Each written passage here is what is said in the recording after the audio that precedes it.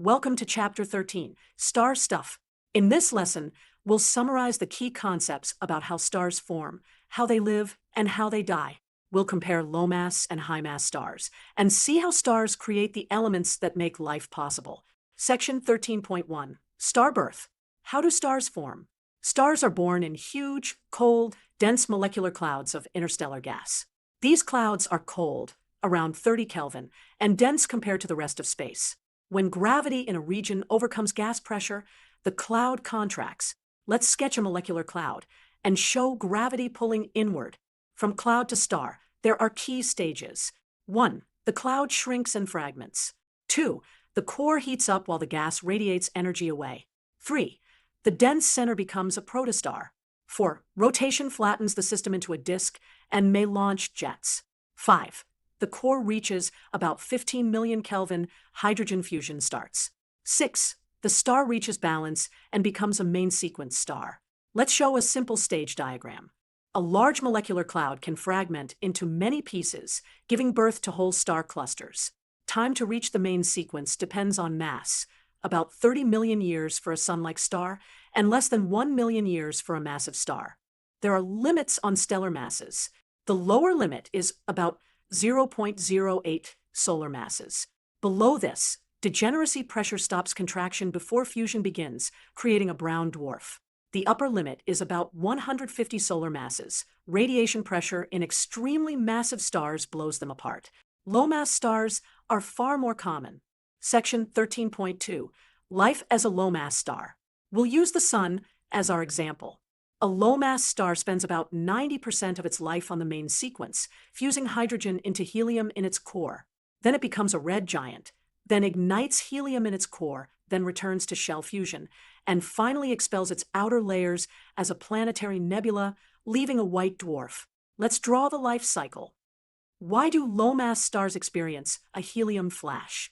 In a red giant, the helium core is supported by electron degeneracy pressure. Degeneracy pressure does not respond to temperature. So when helium fusion ignites, the temperature jumps suddenly, creating a runaway flash until the core expands and normal pressure takes over. A white dwarf is the leftover carbon-oxygen core. Carbon fusion needs more than 600 million Kelvin, which low-mass stars never reach. Electron degeneracy pressure supports the white dwarf. It is about Earth-sized and cools slowly for billions of years. Section 13.3, Life as a high-mass star. These stars are more than 8 solar masses. They live fast and die violently. High-mass stars use the C&O cycle for hydrogen fusion. They become red supergiants, fuse helium without a flash, then build an onion-like structure of shells, fusing heavier elements, until iron forms in the core.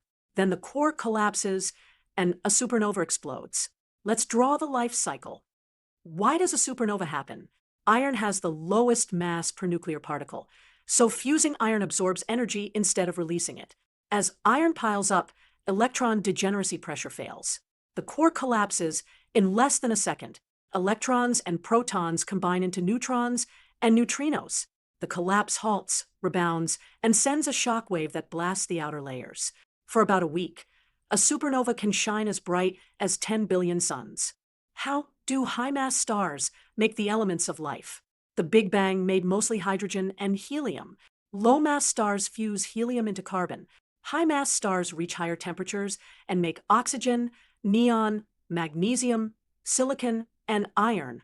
In supernova explosions, rapid neutron capture makes elements heavier than iron, like gold, lead, and uranium. Let's draw a simple element ladder. Let's compare low-mass and high-mass stars. Low-mass stars live long, fuse hydrogen by the proton-proton chain, become red giants, and end as white dwarfs. High-mass stars live short, fuse hydrogen by the C&O cycle, become red supergiants, fuse up to iron, and die in supernovae, leaving neutron stars or black holes. We'll place these side by side. Big picture. A star's mass is its destiny. Mass sets core temperature, which decides what fusion reactions are possible. Low-mass stars live long and recycle carbon. High-mass stars live fast, die violently, and seed the cosmos with heavy elements.